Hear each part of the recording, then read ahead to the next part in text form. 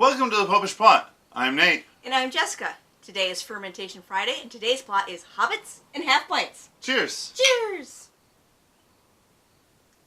Now, 81 years ago today, The Hobbit was first published. Really? 81 years? Mm-hmm. It's an old book. It is. What's interesting about all that, though, is that J.R.R. Tolkien, or John Ronald Reuel Tolkien, also lived to 81 years old. Which is totally why we are talking about it today. Wait, I thought... So it's not what you were saying before about how we needed to have an extra episode or we bought too much show beer? No, it is totally because he lived to be 81. It's been 81 years since The Hobbit was written. Alright, fair enough. We should only drink some show beer because, we have a lot of that stuff. Okay. Now, last year, Mm-hmm. on the 2nd of September, which was the anniversary of his death, Mm-hmm. his granddaughter, in his home parish, Mm-hmm. attended a mass in which there were prayers said for the cause of his beatification to be opened. Ah, that's very interesting. Yeah. So they think that Tolkien might be a saint. I don't know. I mean, in fairness, up until a few years ago, I didn't even realize the guy was ever Catholic. Well, he does have much richer Christian symbolism than like C.S. Lewis, who hits you over the head with, hey, this is a metaphor or an allegory of Christianity. Right. All of Tolkien's Christ figures are never completely Christ. It's more that in this way they were like Christ. Whereas C.S. Lewis was, this is Christ! Why can't you see it?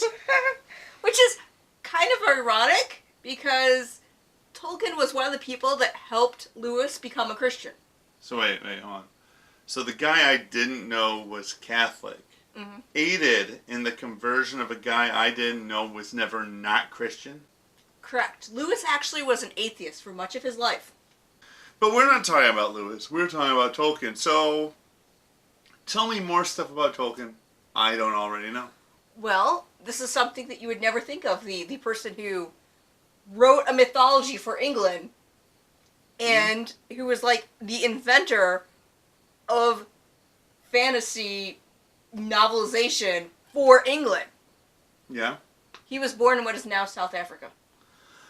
Okay, well, but that's not all that uncommon. I mean, at the time, it was an English colony. Yes. His family actually moved to England, not during his lifetime, but like a generation or two earlier. So they weren't even actually British. They were of Germanic descent. Okay. But he was born in what we now call South Africa because that's where his father was working on January 3rd, 1892.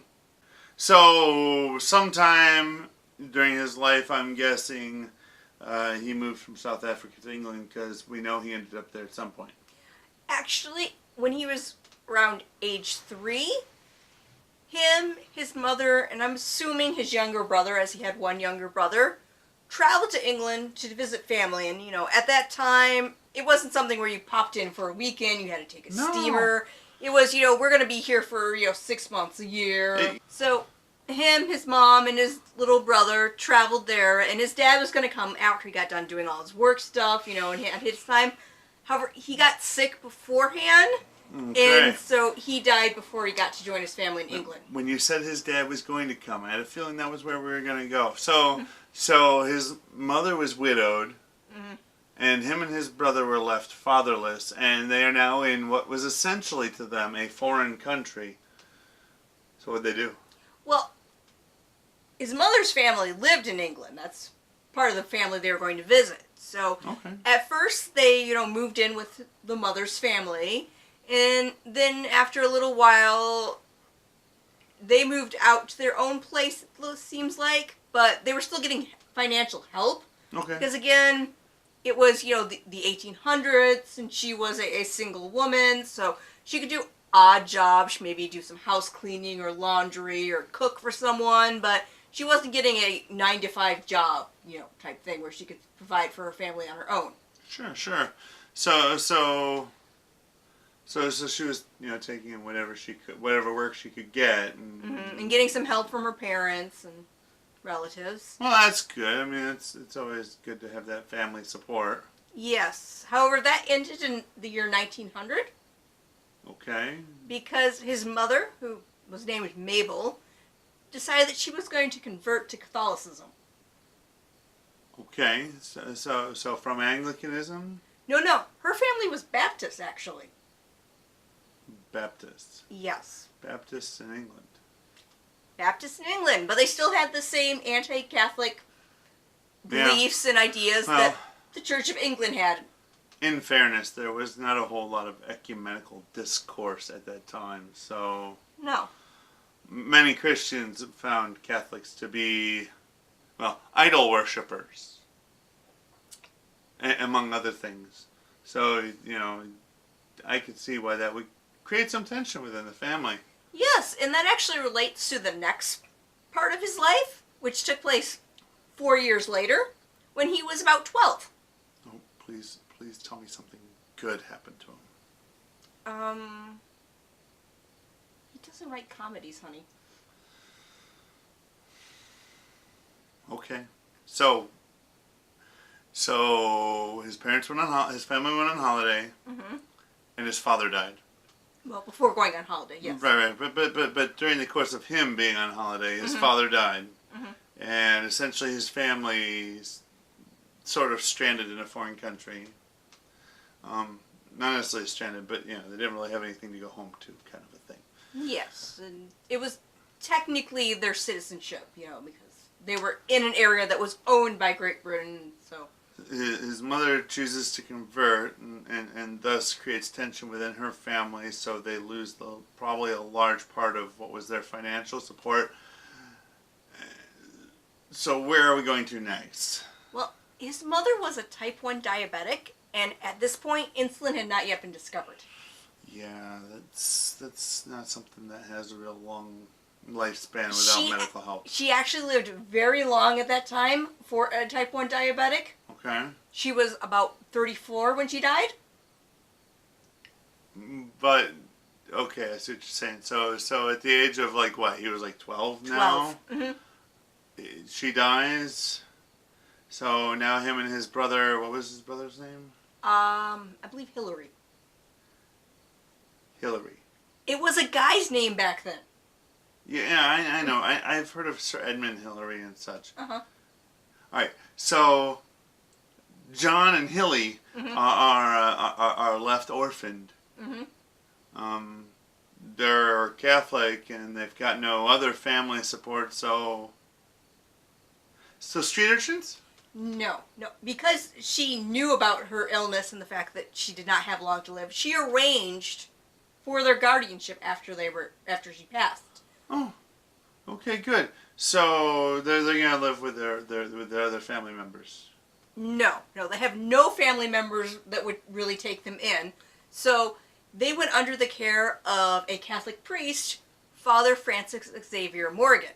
So while growing up, having largely been Baptist and only for a few years being Catholic, they actually went from, not knowing much of the faith, because, they were young, to having a priest be in charge of, their care. Full faith instruction kind of a thing. Yeah, I mean, it was England back in the olden days, so they probably did a lot of boarding schools. There was a list of all the actual places that they went to school, but... No, nonetheless, but I mean, Francis Xavier, that's a good, strong name for a Catholic priest to take on.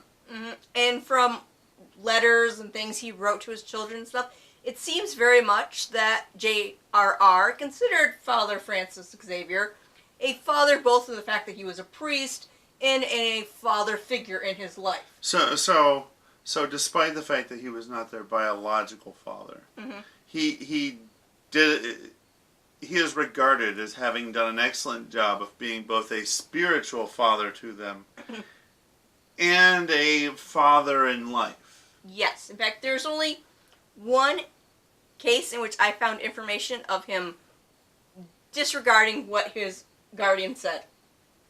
All right, well, everybody disregards their guardian at some point in time. Usually it's over things that are relatively trivial. So what did he do? I mean, did he stay out late? Did he... No, he go to the fell in wrong love. part? No, that'll do it. All right, so, falling in love doesn't really sound like something that a Catholic priest would be all that against. I mean, if his vocation is for marriage, why wouldn't you encourage that? It wasn't because he fell in love. It was more the fact that he was, a teenager, still in school.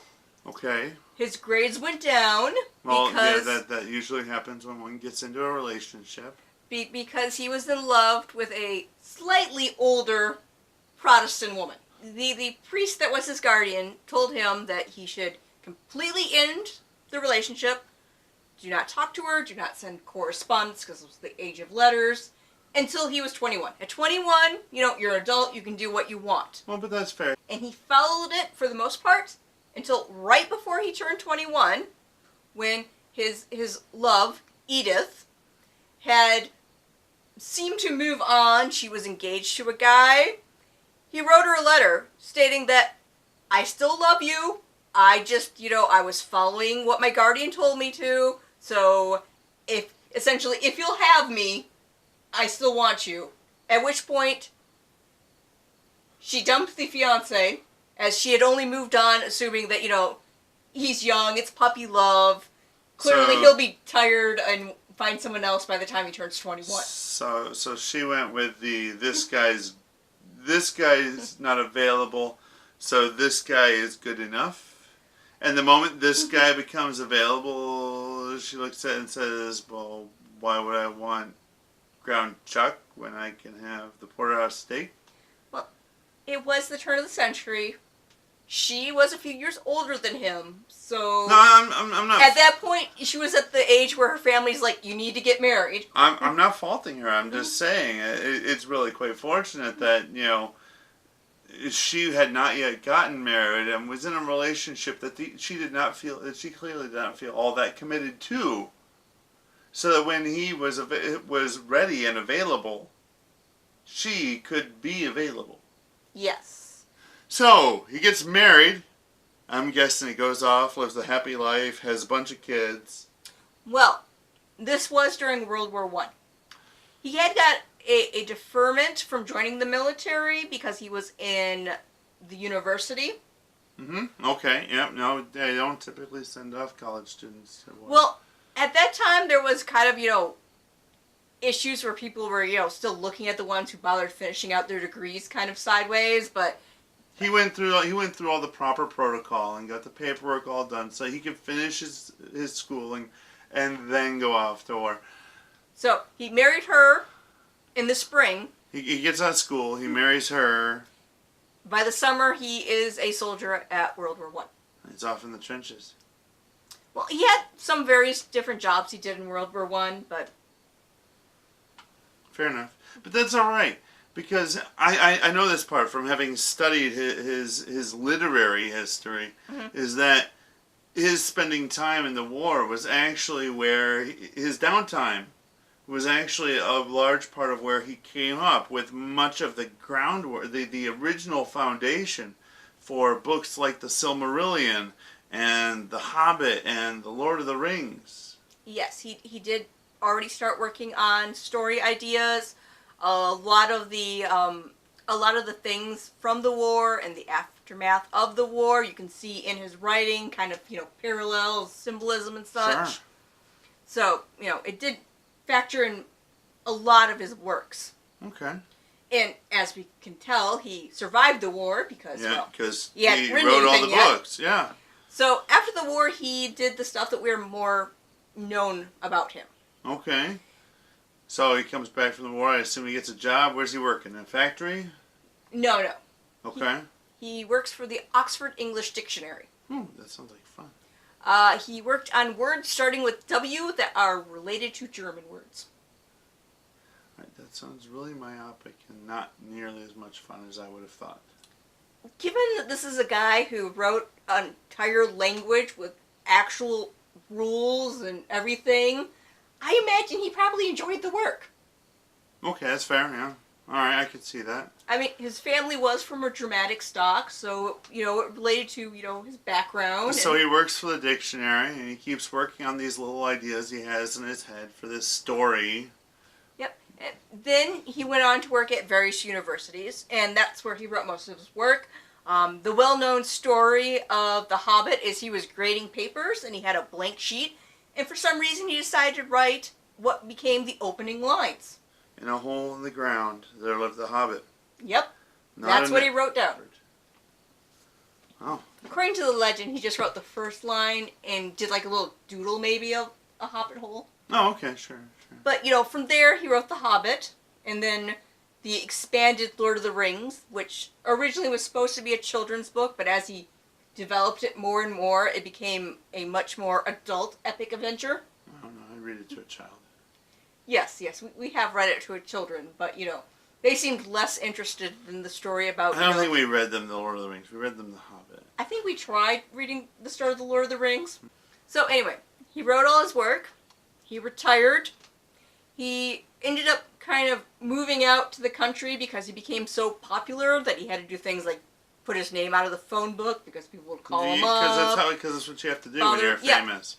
And then he just kept on living, right? Well, we already said when he died. Oh, he lived to be 82. No, 81. you're right. We did mention that September 2nd was the anniversary of his death. I'm sorry. He lived to be 81. His wife lived to be 82. So he lived a couple years after her because she was like 3 years older than him. But okay. But as you can tell from this large collection of books, it's actually probably not that large of a collection. Although it is probably one of our larger collections by a single author. It did clear about half of our Catholic fiction in our bookshelves. I have collected a number of books, various miscellaneous writings, most of them edited together by one of his sons, Christopher. Yes. He had 4 children, 3 sons and a daughter. But I've always been mesmerized by his work. Mm-hmm. Which is actually a major reason why people are pushing for making it official that he's a saint. Okay. Well, there's a lot of people that get sainted because they did some amazing thing. Sure, murders, people who went off to, the edge of the world at that time to go and spread the gospel. People like Mother Teresa who went to a place where nobody else wanted to go and did the work that nobody else wanted to do and did it with a smile on their face so big that all the world could see how much joy it brought them. Yes. Well, Tolkien lived in quaint British villages and taught at ivy-covered universities and other things that you wouldn't instantly go, well, I'm sure that guy's a saint. I see what you're saying. So the part of the reason why people want him to be acknowledged as a saint is because of the fact that he lived such a strong Catholic life, even though it was, for all intents and purposes, a relatively ordinary life. Yes. Although, as we discussed, he's not like Lewis and saying this is an analogy for Christianity. And in fact, in his world, there are various gods and goddesses that are, completely made up and foreign. There's still, if you read it, a very rich Christian base to it. Oh, absolutely. There's many times when you look at that and you if you knew he was Catholic, you would know exactly why that was part of the story. Oh, sure. I mean, I've heard numerous homilies on the lembus bread. Yes. The food essentially for the journey. The food for the journey. The only way he could have made that more Catholic is if he called it viaticum. Exactly. The blessings that were given to the parties as they went on their way. It's just all through it, and the thing I think I pointed this out earlier, but one of the things I really like about the way that he relates his work to Christianity is in the fact that no one character is Christ. But at many points during the course of the story, multiple characters reflect Christ. Mm-hmm. So, go down below, comment with either A, your favorite book by Tolkien. Your favorite quote by Tolkien. Your favorite character by Tolkien. Really anything you want to. If by some chance you have had no experience with the works of Tolkien, comment about that below. Maybe it'll get a conversation started that'll encourage you to change that fact. Although, if you have a quote by Tolkien, I've been putting them up on our church's screens before Mass as our kind of reflection videos. And it's really great when it's a feast about the Eucharist, because he has great quotes on Sure. that. It's really great if it's a Marian feast, because, again, beautiful quotes. It's even better though when it's a quote where anybody who knows Tolkien has to look at it and go, was that Tolkien or was that Gandalf? I think I've been running for the last 4 weeks one that was technically Gandalf. However, even people who saw it, when it said, that fits. It fits. It reflects great view. Remember to hit the subscribe button and the bell right next to it so that you'll get notified when we have new episodes, because you have watched the show all the way to the end. You like this show. You do not want to miss an episode. And remember, until next time, live your faith. Love your faith. And one ring to rule them all. My precious.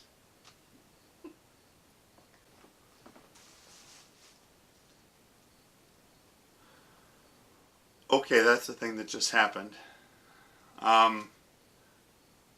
Yeah. Share that love. We'll have to talk about this,